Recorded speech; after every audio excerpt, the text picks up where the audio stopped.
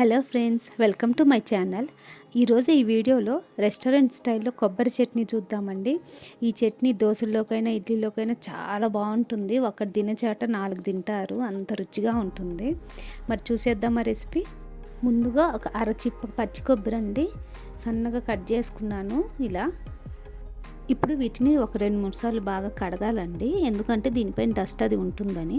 మీరు ఒకవేళ fresh coconut వాడుతున్నట్టయితే పర్వాలేదు, నేను దేవుడి కాడ కొట్టింది వాడుతున్నాను.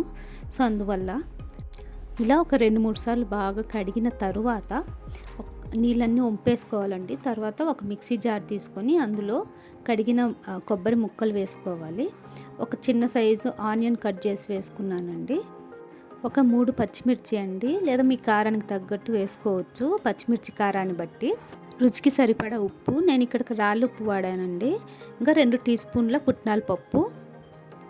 చూసారా, 2 టీ స్పూన్ల పుట్నాల పప్పు వేసుకున్నాక ఇది కొత్తిమీర అండి, ఇది మస్ట్, ఇది మిస్ చేయొద్దండి. దీనివల్ల చాలా ఫ్రెష్ టేస్ట్ వస్తుంది. మనకి రెస్టారెంట్ టేస్ట్ ఈ కొత్తిమీర వల్లే వస్తుంది. తగినన్ని నీళ్ళు వేసుకొని ఇప్పుడు మెత్తగా మిక్సీ పట్టుకుందామండి. సో చూసారా, ఇలా మెత్తగా పట్టుకోవాలి, ఎక్కడ ఆనియన్ కానీ కొబ్బరి కానీ ఉండకూడదు. సో ఫైన్ పేస్ట్ చేసుకోవాలండి.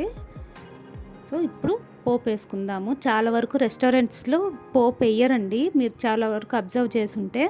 అలాగే మిక్సీ పట్టిన చట్నీ వేస్తారు, అదే చాలా టేస్టీగా ఉంటుంది. సో మనం ఇప్పుడు తాలింపు వేసుకుందాము. ఇది ఆప్షనల్ తాలింపు అనేది. సో ఆయిల్ వేసుకోవాలి. ఆయిల్లో నేను తాలింపు గింజలన్నీ వేసుకున్నానండి. ఒక 2 నిమిషాలు అలా వేయించి కరివేపాకు, ఎండుమిర్చి 1 నిమిషం పాటు వేయించుకోవాలండి. వేయించుకున్న తర్వాత మనం మిక్సీ పట్టి పెట్టుకున్నాము కదా చట్నీ, అది వేసుకొని ఒక 2 నిమిషాలు ఉడికించుకోవాలి. సో చూసారా ఇలా. సో కన్సిస్టెన్సీ మనం చూసుకొని అడ్జస్ట్ చేసుకోవాలండి. కొంచెం నీళ్ళు కలుపుకొని కన్సిస్టెన్సీ అడ్జస్ట్ చేసుకుంటే సరిపోతుంది.